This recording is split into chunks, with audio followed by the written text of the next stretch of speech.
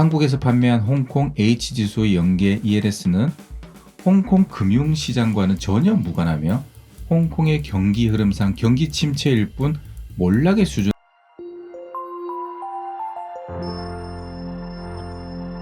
안녕하세요. 해외 금융 읽어주는 남자 해익남TV입니다. 지난해부터 불거진 홍콩 H지수를 기초자산을 연계한 ELS 상품에서 올 상반기부터 대규모 손실 우려가 나오고 있는데요.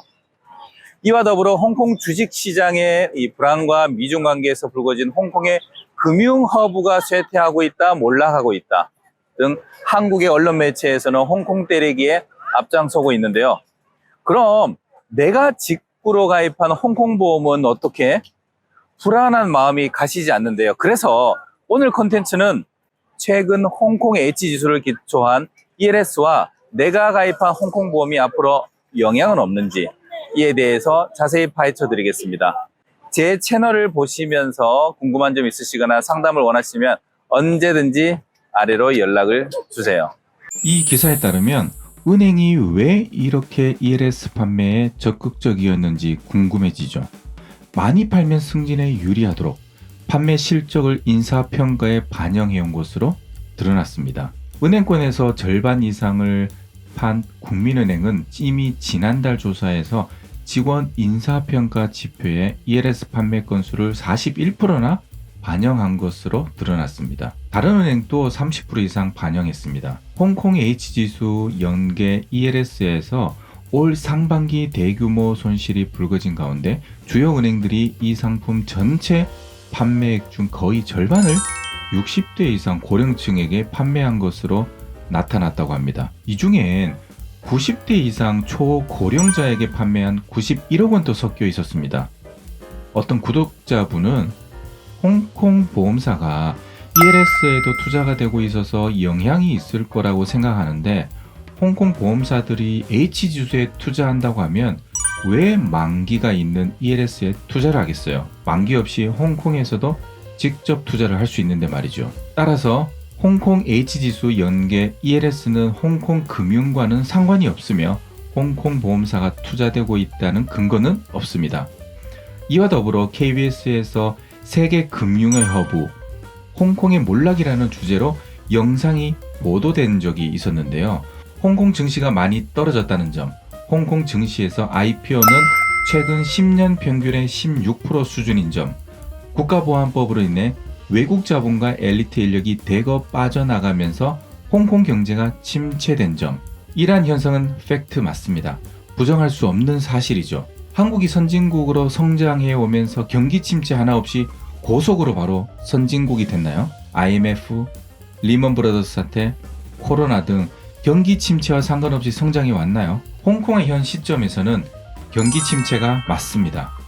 이는 경기 흐름의 한 과정일 뿐입니다. 가령 홍콩이 전쟁으로 인해 국가의 주권이 바뀐다고 하면 직구로 가입한 홍콩 보험은 어떻게 될까요? 최악의 상황으로 가정한 겁니다. 상상도 하기 싫은데 결론은 홍콩이 망해도 내가 가입한 홍콩 보험에는 전혀 영향을 끼치지 않습니다. 대표적인 사례 하나 소개해 드릴게요. 1892년 청나라 말에 캐나다 S보험사는 중국에 진출하여 홍콩에서 설립된 최초의 다국적 보험회사가 되었습니다. 홍콩 섬과 구룡반도는 이미 영국의 식민지를 받고 있었으나 1898년 신계 지역까지 홍콩은 완전히 영국이 점령하게 됩니다. 태평양 전쟁이 터진 1941년에는 일본 제국이 홍콩을 침공하면서 1945년까지 홍콩을 점령하죠. 일본 제국이 패망하면서 영국은 홍콩을 수복하면서 다시 홍콩을 점령합니다. 1997년 7월 1일 영국이 홍콩을 중국에 반환하여 홍콩 특별행정구로 남게 되는데 중국은 홍콩을 일국 양제 한국과 두 체제로 홍콩을 다스려 왔으나 2020년 중국은 국가보안법이라는 명분으로 홍콩을 완전히 장악하게 됩니다.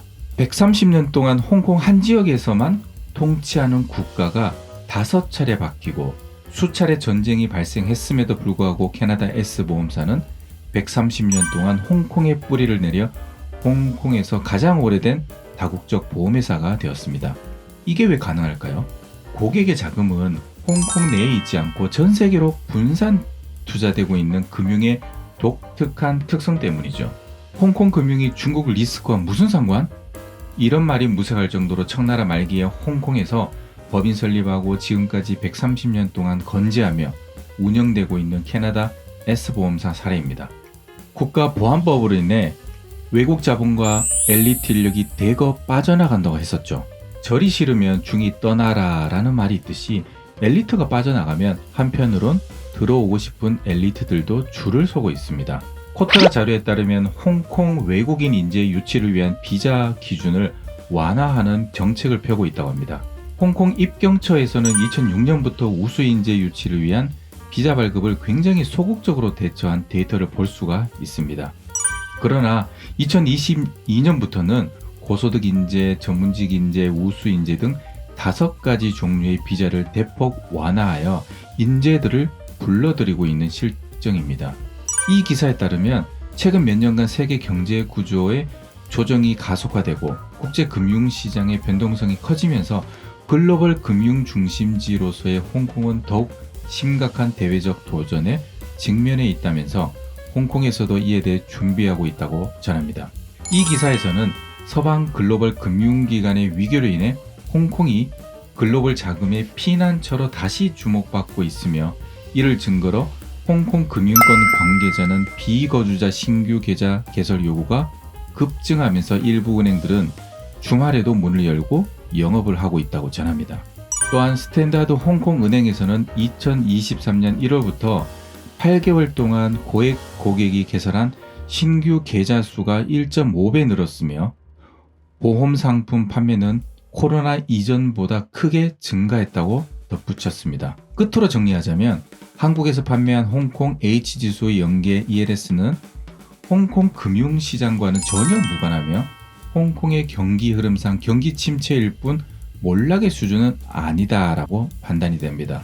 더군다나 우리가 직구로 가입한 홍콩 보험은 설령 홍콩이 망해도 보험사가 건재할 수 있다는 증거로 캐나다 S보험사 사례도 확인했습니다. 홍콩은 한 지역에서 5차례 주권이 바뀌는 몰락과 부흥의 연속으로 세계 금융 중심지로 우뚝 섰습니다.